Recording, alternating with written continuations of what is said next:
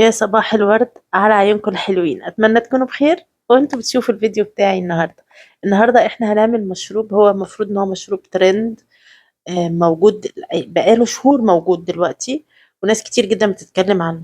عشان كده انا كنت متحمسة جدا اني اجربه ونشوف رأينا فيه مع بعض. بس في البداية ما تنسوش الاشتراك في القناة واللايك الحلو بتاعكم والكومنت الحلو اللي هيدعمني عشان اكمل معاكم بإذن الله. ويلا بينا بقى نشوف الفيديو ونشوف هنعمل ايه سوا، ونشوف الفيديو بتاعنا بيتكلم عن ايه. في البداية بقى هنجهز معانا بولة.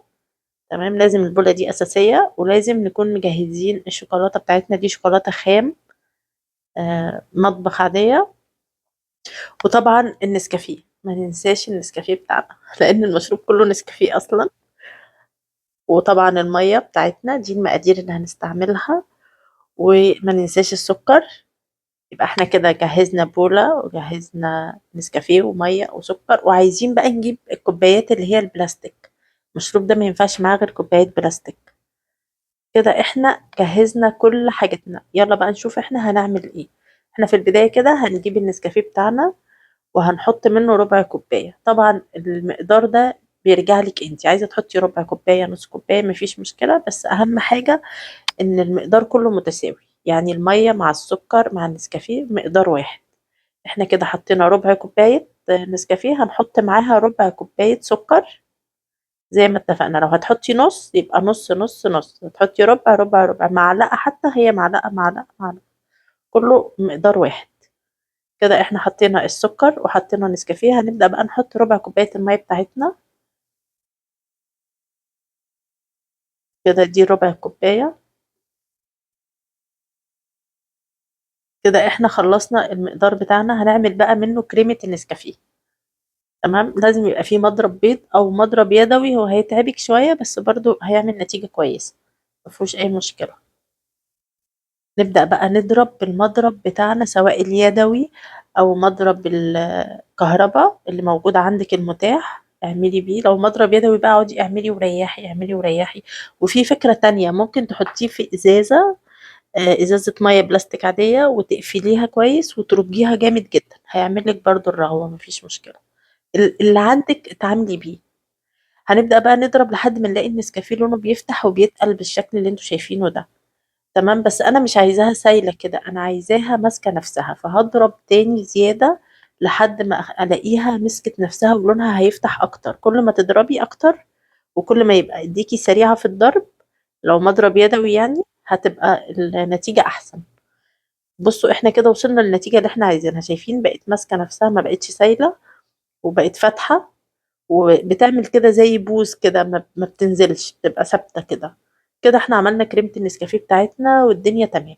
تكوني بقى مجهزة على جنب كده، آم، يعني علبة بلاستيك، علبة تلاجة بقى، علبة بلاستيك، أي حاجة عندك، عشان احنا هنحط فيها النسكافيه ونحطها في الفريزر عشان نحفظها، لأن الكمية اللي احنا عاملينها دي كمية كبيرة، تعمل أكتر من كوباية، أكتر من كوبايتين تلاتة كمان يعني.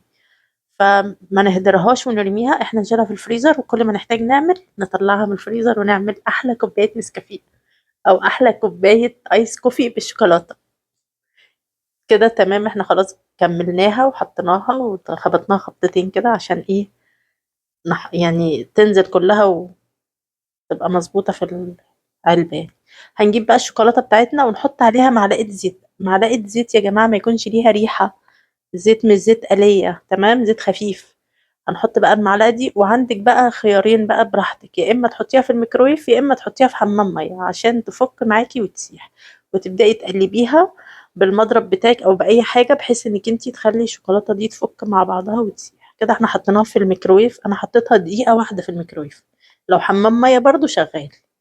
هتجيبي بقى ورقة زبدة عشان ما تبهدليش الدنيا، وتجيبي شبكة. تمام، كده انا جبت الشبكة بتاعتي وورقة الزبدة، وهي الشوكولاتة اهي، هوريها لكم بعد ما بقت سايحة خالص. بقت عاملة زي المية كده سايحة خالص. اجيب بقى الكوباية البلاستيك. فاكرين احنا طالبين كوباية بلاستيك، مش عايزين كوباية ازاز للمشروب بتاعنا. وهبدأ اوزع الشوكولاتة في الكوباية البلاستيك بتاعتي. هحط فيها شوية وابدأ اوزعهم حبة حبة. كده احنا حطينا الشوكولاتة. هتبدأي بقى توزعي الشوكولاتة دي على أطراف الكوباية كلها، كل الكوباية تبقى بني. وطبعا الشوكولاتة دي اوعي ترميها أو تهدريها، لأن اللي هينزل منها هتستعمليه عادي، مفيش مشكلة، ترجعي تحطيها في الميكرويف أو في حمام المية تاني وتستعمليه. يعني شايفين أنا ما رميتهاش، أنا على قد ما قدرت حاولت أرجعها تاني مع الشوكولاتة اللي كانت في البولة بتاعتها يعني. كده تمام، احنا كده تقريبا غطينا كل الكوباية من كل ناحية زي ما انتم شايفين. هسيبها بقى تصفي على الشبكة، واللي هينزل على ورقة الزبدة تحت ده هنلمه برضو، مش هنرميه، مفيش حاجة عندنا بتترمي. هنبدأ بقى نسيبها تصفي لحد ما نلاقيها نشفت. هوريها لكم دلوقتي وهي ناشفة. الشوكولاتة بتاعتنا خلاص كده هي نشفت وسبتت. في الوقت ده بقى هدخلها الفريزر. كده خلاص، وما تخلوش طبقة الشوكولاتة تقيلة، على قد ما تقدروا خلوها طبقة معقولة يعني مش تقيلة، خلوها خفيفة عشان احنا هنكسرها بعد كده. نحطها بقى في الفريزر ونبدأ نجهز المشروب بتاعنا. انا كنت عاملة المشروب في كوباية كبيرة، فانا حطيت 3 بولات تلج. تمام، حجمهم دول حجمهم كبير. لو انتي هتعملي في كوباية اصغر حطي بولتين او احجام اصغر من كده. هنحط بقى التلج بتاعنا، كور التلج او البولات بتاعة التلج زي ما بتسموها. انا حطيت 3. كده حلو جدا. وهحط بقى 3 معالق نسكافيه من ده، علشان انا زي ما قلت لكم كنت حاطه في كوبايه كبيره لاني كنت عامله اكتر من كاسه.